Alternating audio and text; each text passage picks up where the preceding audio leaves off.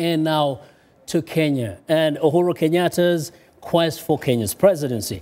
No more roadblocks. His rival Raila Odinga has conceded, and the Supreme Court has upheld last month's election as free and fair. Except for his ICC troubles, the son of Kenya's founder says he's poised to be Kenya's leader. In a live telecast of the court verdict, Willy Mutunga, Chief Justice of Kenya's Supreme Court, said the President-elect Uhuru Kenyatta and Deputy President-elect William Ruto of the Republic of Kenya were validly elected in the presidential elections held on March 4, 2013. Soon after that ruling, Prime Minister Raila Odinga, who had petitioned Kenyatta's victory, accepted the verdict. Although we may not agree with some of its findings, and despite all the anomalies we have pointed out, our belief in constitutionalism remains supreme.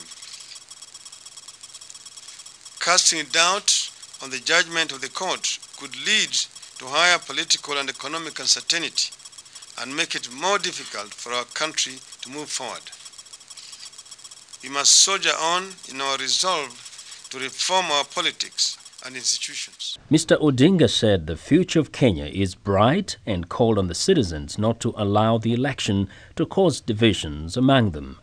Odinga, Kenyatta's main rival, who received 43.31% of the vote, chose to challenge the outcome in court, claiming the election was flawed and marred by technical problems. Following the Supreme Court ruling, President-elect Uhuru Kenyatta promised to work to improve the lives of Kenyan people. Mine is to promise you that on behalf of myself and my team, we have rededicated ourselves, committed to God and the people of Kenya, to do everything that we can to ensure that we change the lives of Kenyans for the better. 2 people were killed and several injured in isolated violent demonstrations that erupted in the lakeside city of Kisumu following the Supreme Court's ruling. Well, joining us via Skype from Nairobi is VOA's correspondent Gabe Joselow. I'm also joined in the studio by Regina Njogu, a Washington D.C. area lawyer and analyst. Ms. Njogu, welcome to Africa 54. Thank you, Vincent. Yes, and I want to go first to Gabe. First, give us a sense of how things feel like in Nairobi. We know there were a few skirmishes over the weekend. How's the situation today? Hi, Vincent. Yeah, today it's much calmer. As you had reported earlier, we did hear reports that 2 people were killed in those skirmishes in Kisumu, which, as you know, is a stronghold of Raila Odinga. So there was a lot of disappointment in that area of Western Kenya, as well as some parts of Nairobi. And those are some of the areas where you did see a few rallies, some people acting out a bit. But for the most part, the police acted pretty swiftly, perhaps too harshly in the instances where people were injured or killed. But the situation is much, much calmer today, and I think Kenyans are starting to look at a way to move forward. Okay. Regina, you have been observing the process, and as a lawyer, just give me your take on the Supreme Court ruling and how we got there. Well, the May 30th ruling of the Supreme Court in Kenya was significant in a lot of respects. Of course, we got there because Raila Odinga contested the results of the presidential election.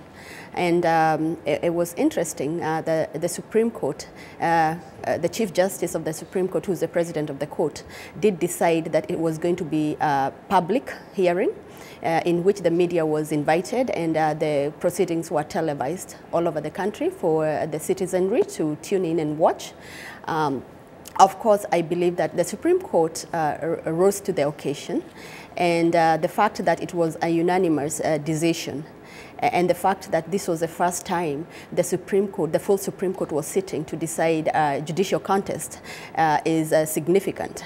And I believe also it set a tone for the lower courts in terms of expectations as they handle other election petitions, as well as set an example for other institutions. And I also believe that it asserted its authority, and unmistakably. Exactly. Now, Gabe, the citizens that you've been talking to, or at least listening to talk on the streets, what are they saying about Kenya's institutions? We saw for a moment some people lost faith in the Electoral Commission. But now what are they saying, having received this ruling from the Supreme Court? Right. Well, there's certainly been a lot of disappointment in the Electoral Commission. I think that on all sides, people recognize that there were major failures by the IEBC, whether they were intentional or just poor. The result of poor planning is sort of unknown.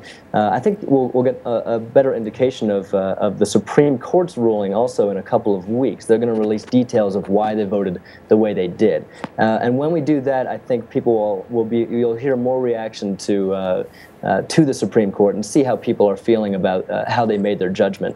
The fact that it was unanimous, of course, was positive for them. It sent a clear signal that can't really be contested at this point.